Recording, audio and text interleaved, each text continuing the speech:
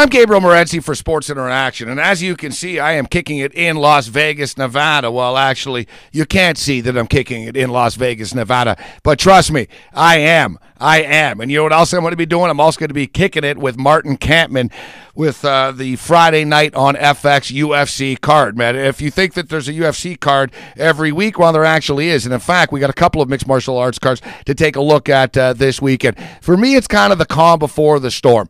I'm really looking forward to March Madness, but I find it's a very, very difficult time of the year to bet on college basketball. You don't know the motivating factors of some coaches. Some coaches actually don't mind a real tough conference tournament loss. You know, it gets the kids' attention, so to speak. You've heard the cliche.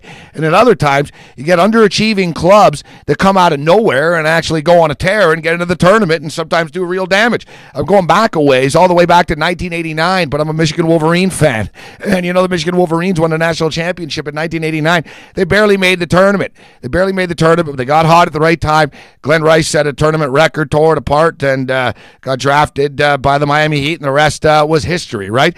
You know, UConn last year as well. UConn going into the Big East tournament, nobody was talking about them. So we're going to watch the conference tournaments with a keen eye and maybe not put as much money down as we have in past years. Oh, hell, who am I kidding? I'm a degenerate, and I'm going to be laying it down. I'm going to be laying it down because that's exactly what I do, and that's what you do, and that's why you're watching this video right now. I'm telling you, I like Martin Kampann. I see some similarities between this fight with Martin Kampann and Thiago Alves, as I did last week with Quinton Rampage Jackson and Ryan Bader. We saw last week, you know, Rampage made no effort to cut weight. He went over to Japan, and you know, I think he spent more time, you know, hitting the Japanese scene than he did any bag, if you know what I'm saying. And he wasn't ready to fight, and it showed. Now, I'm not saying that Thiago Alves is mailing this fight in, but Thiago Alves always historically has had a hard time making weight. His training habits aren't exactly, you know, they're nowhere near what Martin Kampmann's are. I believe that if Martin Kampann can survive the initial onslaught that Thiago Alves is going to bring at him in the first round, that Martin Kampann can survive and grind him out, and Thiago Alves will eventually gas. Now, whether you're a fan of women's mixed martial arts or not, I do encourage you to check out this Ronda Rousey woman. She's actually a judokai bronze medalist in the Olympics. You know, this woman's breaking people's arms, and it's almost nasty. She's got a mean streak in her. Now, Tate is an excellent wrestler, and of course, she's an alpha male, alpha female, so to speak, and she's kind of reminiscent of the Mendez. She's kind of reminiscent of a Uriah Faber. So it'll be interesting to see a wrestler, grappler type of scrapper fighter against a judo fighter and against a submission specialist, as Rousey's just basically breaking women's arms in half. She'd break my arm in half. She'd break both my arms in half. I think she'd snap my body in half. It's a heavy price, but I do believe that she's going to win. You know, as far as a couple of underdogs are concerned, I think that Smith is worth a look on Saturday night. It's too bad. It's too bad that the heavyweight finale isn't taking place. But you know what? Life is full of little disappointments. And, you know, case in point, we didn't have a video last week, and we tried, people. We tried to do it from a hotel room last week, and the internet service just was not, the speed just was not good enough.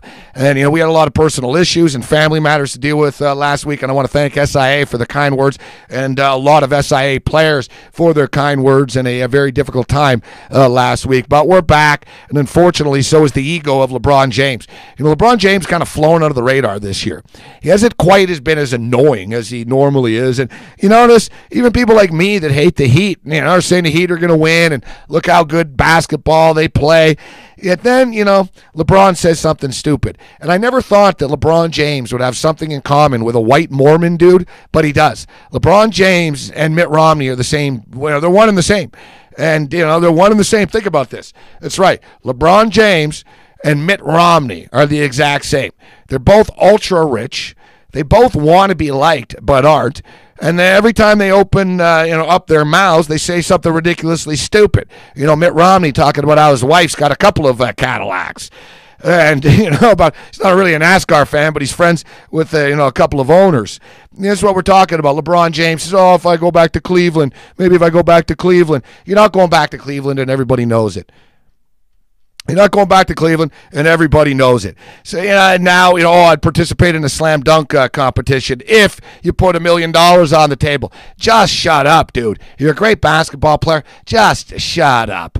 And, as much as I like them, the way the Miami Heat to play, and I do think they're going to win, man, is he ever annoying. But we got a high-profile matchup. Now you got Dwayne Wade busting up Kobe's face. Kobe, a.k.a. the Mask. This is going to be real intriguing on Sunday. Get the Lakers and the Heat, Bosch dealing with some family issues. I tell you what, even though Kobe's going to be pissed, I think the Miami Heat are going to get it done, and I think the New York Knicks will get it done on Sunday. It's insanity against the Boston Celtics. Boston's room is a little bit fractured right now with the trade deadline rapidly approaching. And, hey, how about that Daytona? I've never seen anything like that, man. Tied on the track, Montoya flying into a service truck. That was some crazy-ass stuff. I'm looking for Jimmy Johnson to have an excellent ride this weekend in Phoenix. I'm Gabriel Morency for Sports Interaction in Las Vegas, Nevada. It's true. It's true. May the winners be yours.